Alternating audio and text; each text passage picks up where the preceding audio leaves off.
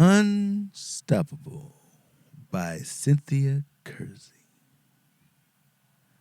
45 powerful stories of perseverance and triumph from people just like you. Unstoppable. I don't know if anybody really skyrockets to success. I think that success is a process. And I believe that my first Easter speech at Coscowisco Baptist Church at the age of 3.5 was the beginning. And that every other speech, every other book I read, every other time I spoke in public was a building block. By the time I first sat down to audition in front of a television camera and somebody said, "Read this," what allowed me to read it so comfortably was the fact that I had been doing it a while. I think luck is preparation meeting opportunity. Oprah Winfrey.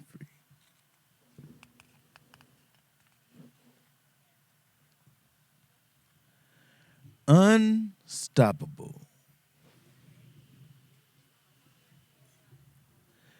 Preparing to win. How Mary Wills got to first base and kept going.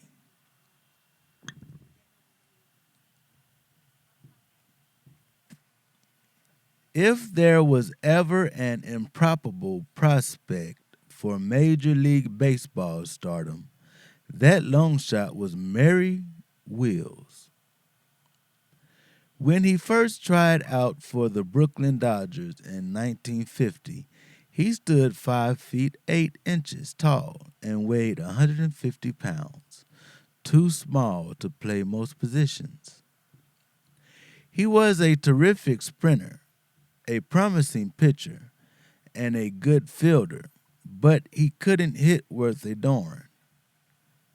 The Dodgers signed him but sent him down to the minor leagues for development. Murray told his friends, "In 2 years, I'm going to be in Brooklyn playing with Jackie Robinson." Despite that confidence, Murray languished in the minors for 8.5 frustrating years. How he finally got out to reach not just the major leagues but individual greatness is a story of patience, preparation, and practice, practice, practice. He started out in Class D, the lowest rung on the baseball ladder, riding a bus from game to game, enduring racial harassment in segregation towns, and barely supporting his growing family on his paltry $150 a month minor league salary.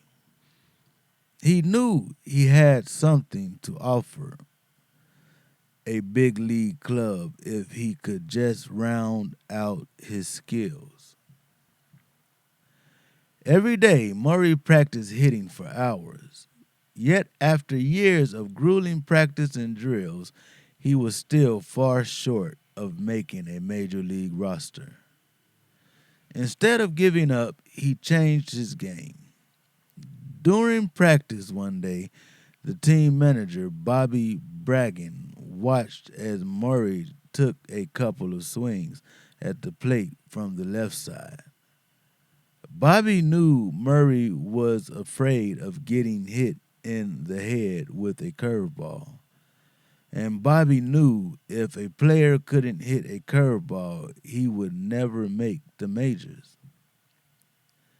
Bobby suggested Murray try switch hitting, learning to hit left-handed as well as right-handed, so he would feel safer batting against right-handed pitchers from the opposite side of home plate.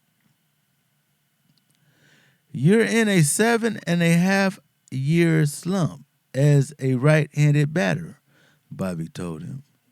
You've got nothing to lose. Come out early tomorrow and I'll throw to you.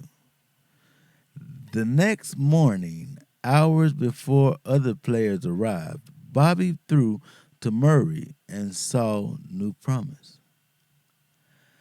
After 4 days, Murray was eager to try hitting, but Bobby suggested he wait until the team went on a road trip so Murray wouldn't embarrass himself in front of the home fans.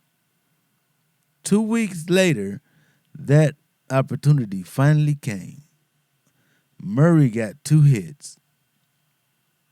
I began to feel like a baseball player again, Sir Murray. Those 2 hits restored my hope and vision of going to Brooklyn. By the end of the season, Murray had polished his skills at shortstop and showed promise as a switch hitter. Even with his improved skills, the Brooklyn Dodgers still did not offer to move him up. In his 8th year in the minors, Murray continued to practice with Bobby. In the first 25 games, he stole 25 bases and hit .13 average. Meanwhile, the Dodgers shortstop broke his toe, and the general manager was looking nationwide for a replacement. Bobby Bragan called the home office. You're looking around the country for a shortstop, and you've got one right here, he said.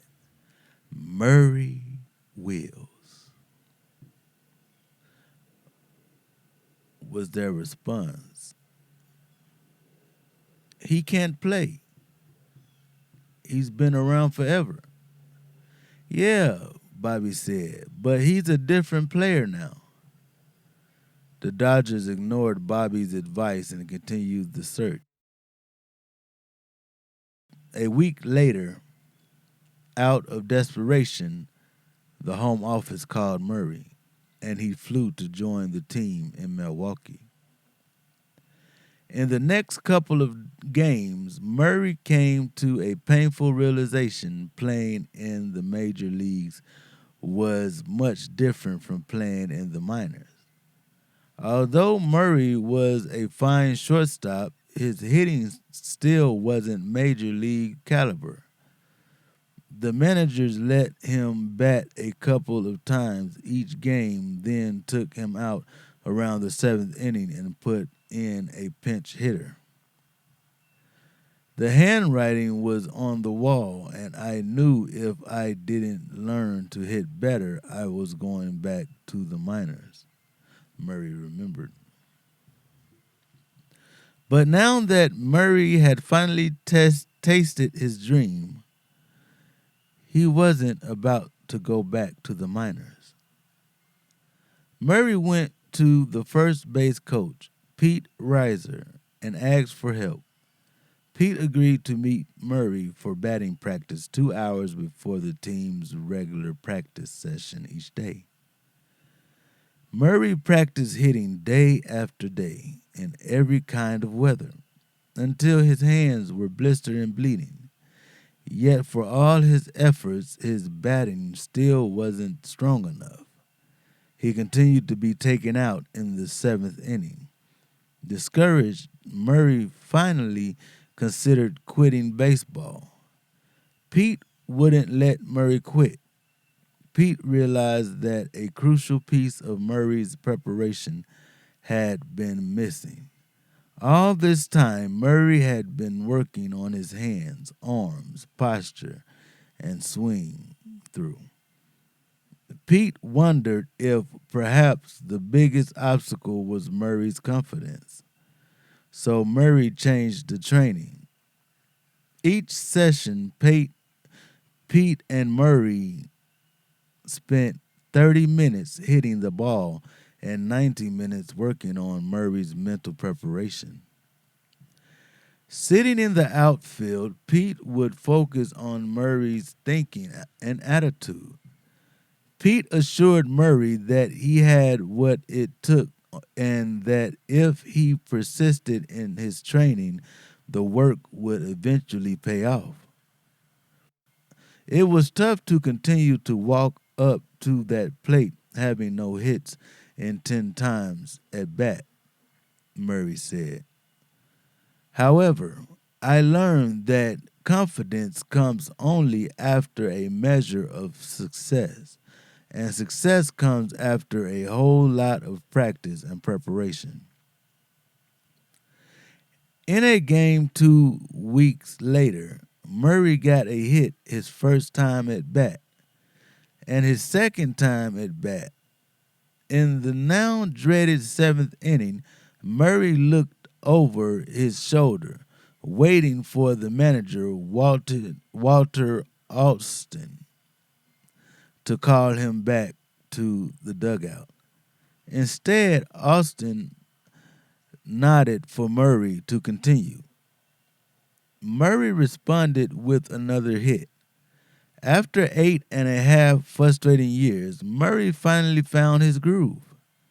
The next day, Murray got 2 hits and 4 hits. The day after that, his batting average soared.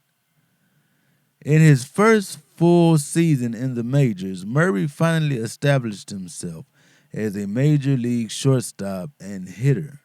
But he didn't stop there. He had yet to unleash his most natural talent, his God-given speed. Studying the motion of opposing pitchers, timing the throws of opposing catchers, practicing powerful takeoffs and deceptive slides, Murray started stealing bases like no one in the history of the game except for the great Hall of Famer Ty Cobb. By his second season with the Dodgers, Murray led the league in base stealing. Base stealing had become Murray's own special weapon, distracting pitchers, causing wild throws by catchers, and drawing thousands of extra fans to the stadium to watch his magic. Most important, Murray was helping the Dodgers win games. Even then, Murray wanted to accomplish more. He wouldn't be satisfied. He set his sights on Ty Cobb's record for stolen bases. In 1915, Cobb had stolen 96 bases in 156 games. Even though the regular baseball season in 1962 included 162 games, Murray's goal was to beat the record in 156 games, as Cobb had done. Murray began running like a man possessed. He slid into bases so many times he peeled the skin off his legs from hip to ankle. Bloody, bruised, bandaged, ignoring the pain, he never slowed down. Game number 155 was in St. Louis against the Cardinals. Murray needed one steal to tie the record, two to break it. With every eye in the stadium on him and the eyes of the nation watching on television, Murray got 2 hits and 2 steals.